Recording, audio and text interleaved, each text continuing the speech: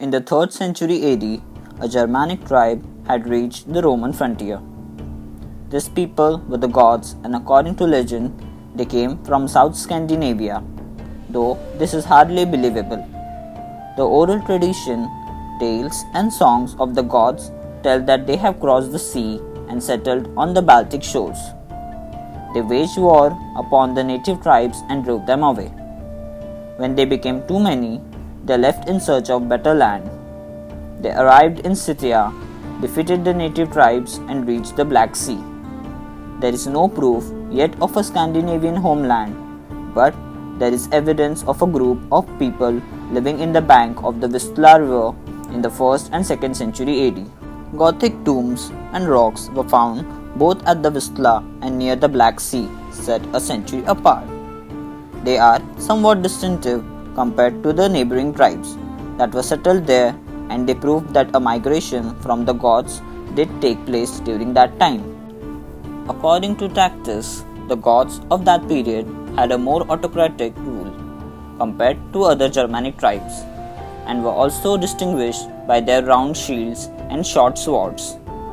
In their way south, the Goths pushed other tribes westward into the Roman Empire. The tribes were those that Marcus Aurelius fought. There were around 12 different Gothic tribes, but the most important and most numerous were the Tervingi and Gurtungi. In the beginning of the 3rd century AD, the Goths had already settled on the shores of the Black Sea and the Danube. As the power of the Goths expanded, the rich Roman provinces started to look very promising. The Sassanid Empire, having overthrown the Parthians, led an invasion on the eastern border of the Roman Empire in 232. Alexander Severus, the Roman emperor at that time, after defeating the border and heading back, was killed by his own troops. In 235, the Roman Empire went into a crisis which would continue until 284. The army had become the main source of power, and the soldiers would often kill their own emperor if they were displeased with him. Several emperors were crowned during those years. Some were killed in the battle against invading tribes, others against usurpers, but most were killed by their troops like Alexander Severus. While other Germanic tribes from the northwest had started to raid the Rhine frontier, the Goths led the first raid on Roman territory, plundering the northeast Balkans. The general Decius was put in charge of the Roman army to drive off the invaders. He then proceeded to overthrow the Emperor Philip and started solidifying his position. More raids occurred, which were more successful this time, as the Goths reached and plundered the city of Philippopolis. Decius started a counter-attack and met the Goths near Abritus. The Roman army was not familiar with the area, and they found themselves trapped in a swamp. The Goths surrounded the Romans and defeated them. In this battle, Decius and his son were killed, and Gallus became the emperor. Meanwhile, the Sassanid Empire launched an attack against the Romans. Emperor Valerian went to fight them but was defeated, captured and killed. While the Roman-Sassanid War was taking place, Goths, along with other Germanic tribes, raided the south shores of the Black Sea and the Danube, sacking many cities. In 267, a coalition of Goths and other tribes with their newly made ships and boats launched new raids, this time in Greece and West Asia Minor, sacking many cities including Athens, Argos, Sparta and Corinth. An Athenian militia drove the Goths away and pushed them to the north. In their return to the homeland, the Goths met with the Romans and were defeated in battle. Not long after, a second invasion of a larger scale started. The Goths, held by Roman engineers, manufactured siege engines and using them nearly took the cities of Thessalonica and Cassandria, but were driven off by the armies of the emperor. A huge confrontation took place in September 268 when the Goths met with the Romans at Naissos. They were utterly defeated with a blow so devastating that it would take them many years to fully recover.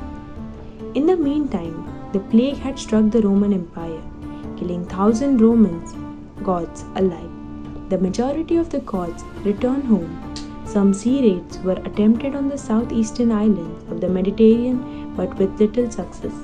As the 3rd century crisis ended, with Diocletian stabilizing the empire, the gods were paid off to cease hostilities against the Roman.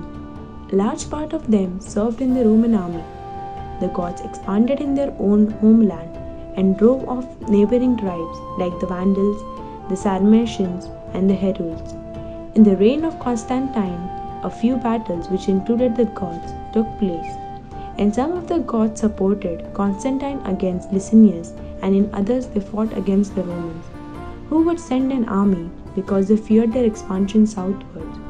By the time of Emperor Constantine, many of the Romans had converted to Christianity. The emperors that followed Constantine were all Christians, with exceptions of the Emperor Julian. Ulfilas, who was the son of captive Romans but was raised up as a Goth, was a bishop at Antioch. He was sent to spread Christianity to the Goths. He translated the Bible into Gothic and started teaching about the Christian ways. Some Gothic leaders converted right away, but it would take a long time for all the Goths to become Christians. Christianity was seen as a way of Romanizing the Gothic tribe. Some Gothic leaders wanted that, but others saw it as an indirect threat to the tribe, so a certain resistance did place in the beginning. The version of Christianity that the Goths were converting to was Arian Christianity, the one which in few years would be branded as heretic when all the Romans adopted the Nicene dogma. This would be one of the factors that distinguished the Goths from the Romans. In 365, Procopius rose against the new Eastern Emperor Valens with a fraction of the Roman army. Then 3,000 Goths Valens defeated and killed Procopius. He then led 2 punitive expeditions against the Goths. The first one was a failure, as the Goths retreated to the Carpathian Mountains and the land was empty. When the Roman army arrived, the second one was hardly successful, as a few battles took place in which Valens defeated a fraction of the Goths and one of their Athanaric. The Goths by now were nearly fully dependent of the Romans with trade and gold, so they fought for peace. Eventually, a treaty was made between North Atlantic, and Valens, so peace ruled once again in the empire.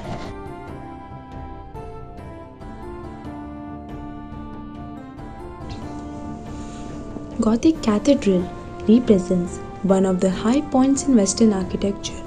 Their builders wanted to construct places of worship with upward-looking spaces and light-filled interiors, features that spoke of the god they worship. To realize these grand goals, generations of builders from the 12th to 16th century were forced to make dramatic advances in both architecture and engineering.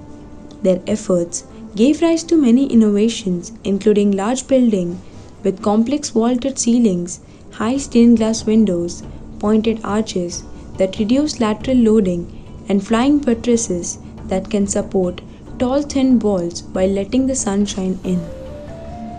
Architectural style in Europe that lasted from the mid-12th century to the 16th century, particularly a style of masonry building characterized by cavernous spaces with the expanse of walls, broken up by overlaid tracery.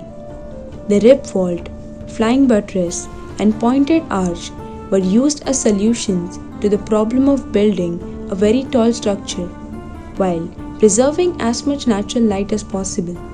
Stained glass window panels rendered startling sun-dappled interior effects, one of the earliest buildings to combine these elements into a coherent style.